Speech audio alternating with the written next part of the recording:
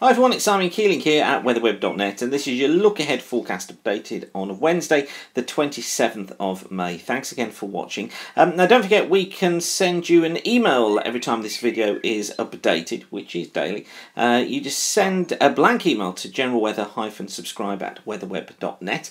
That's the address that's on your screen there, and we'll add you onto our list, and we'll then send you an email when the forecast is updated, which means that you never miss an update. And of course you can subscribe through YouTube as well by just clicking on the subscribe button. Now, been pretty chilly in May so far. These are the mean temperatures across Europe during the month up to today. Now, actually surprisingly, look, it's not desperately cold through the UK. We've just seen temperatures generally below normal across much of Ireland, down through Wales, through parts of central, northern parts of England, and through Scotland as well. Down towards the south and the east, believe it or not, temperatures closer to normal. Also, temperatures cooler than normal across much of northern Germany, running into Poland, into the Baltic states, and into Scandinavia as well. But much warmer conditions, look, you'll notice here, through the Mediterranean.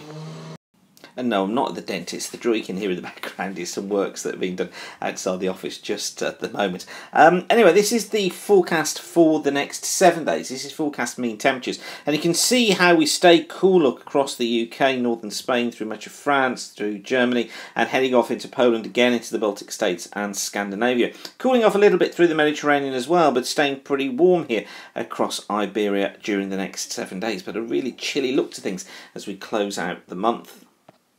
And in fact, it's showing temperatures look at around 1.8 degrees Celsius below average across the British Isles, so certainly a chilly hit ahead. However, that doesn't of course mean that every day is going to be cold.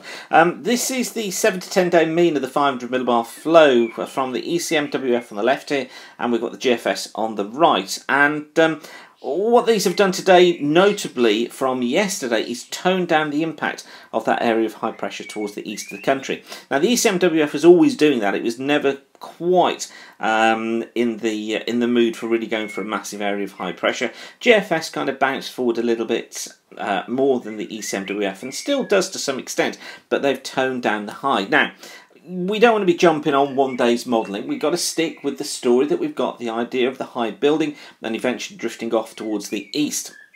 But you see here, the ECMWF has a jet stream through here, as does the GFS. So they're seeing the idea of it staying more unsettled over the next 7 days across northern parts of the UK, becoming drier down towards the south. And, you know, that's perfectly feasible. Remember, this is actually ending on Thursday the 4th of June, so this is taking that period from the 1st to the 4th of June and meaning the flow in there, and it probably is that towards the end of that period we start to see the pressure building.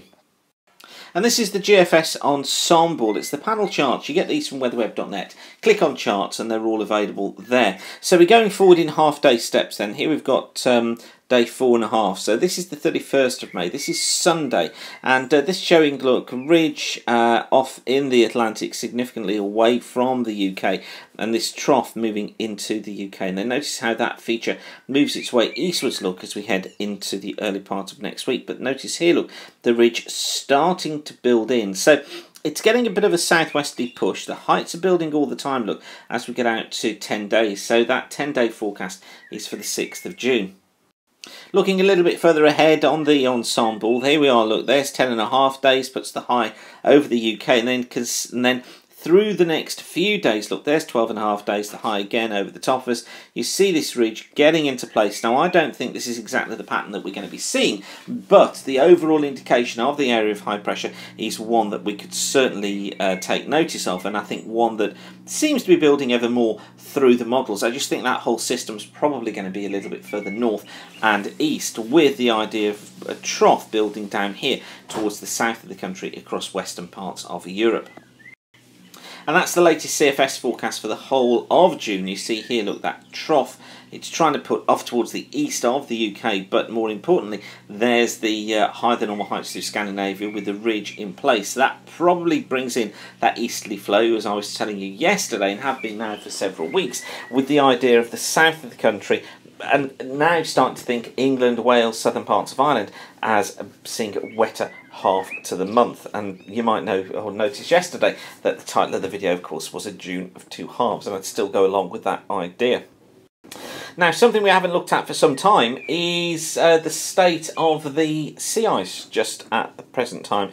This is an amazing shot that was taken yesterday from the South Pole. This is from the Amazon Scott South Pole Station, and you can actually see the colours in the sky there indicating the presence of an aurora. So an amazing picture from down there as they head into their longest day. Of course, it's getting into the winter solstice down in the southern hemisphere. Now, sea ice in Antarctica looks like this. The blue line showing us where we are this year. The dotted line shows us where we were in 2014. And then we've got the average, which is the grey line that you see running through the middle there. Now, easy to look at this and think, oh, well, the sea ice is well above normal. Absolutely no problem there, with far more ice than normally expected at this time of year. But look at the equivalent for the Arctic. This is exactly the same chart. It's the area of ocean with at least 15% sea ice cover. And we've got the mean running through here, look, as this solid grey line. And then the blue line is 2015 and the dotted line is 2014. Now, you notice there, look, how little ice there is again in the Arctic. And I was reading a paper yesterday, which has just recently been released, about the lag of warming or cooling that takes place from the northern hemisphere into the southern hemisphere, and how the delay is actually a couple of hundred years once we get warming in the Arctic to it being seen as cooling through the Antarctic. It was thought to be a much longer period than that until recently, but this new paper has revealed that transition. So what you tend to see is, if you do get a warming effect taking place over the Arctic, it takes time for it to move down through the ocean into the Antarctic. So we can't just look at these and say, well, we've got far less sea ice in the Arctic, but don't worry, because it's being balanced out by the Antarctic. That's just a natural part of the cycle. And of course, we just had news as well, didn't we, that April was one of the warmest months on record. So certainly things to be taking notice of, I think, and things that we should be pricking our ears up to in regards to the warming that seems to be taking place globally.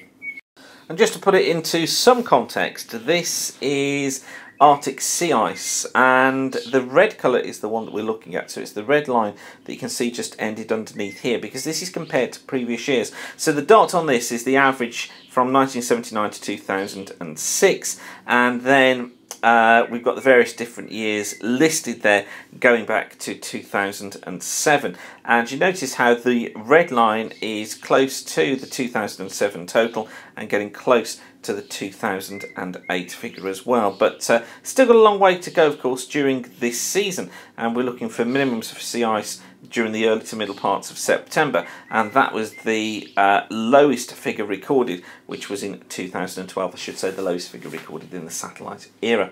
So we'll see where this year heads to, but so far things are looking pretty warm up in the Arctic, and it looks like that sea ice is thinning pretty quickly, but we'll see what happens.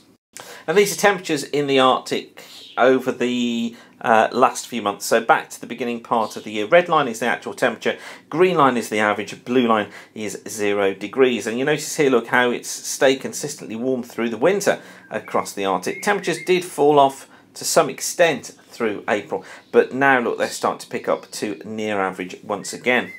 As you know, we maintain a fence-sitting sceptic approach to things here at weatherweb.net, but evidence seems to be there, doesn't it, that the ice is doing what would be expected, temperatures are doing what would be expected.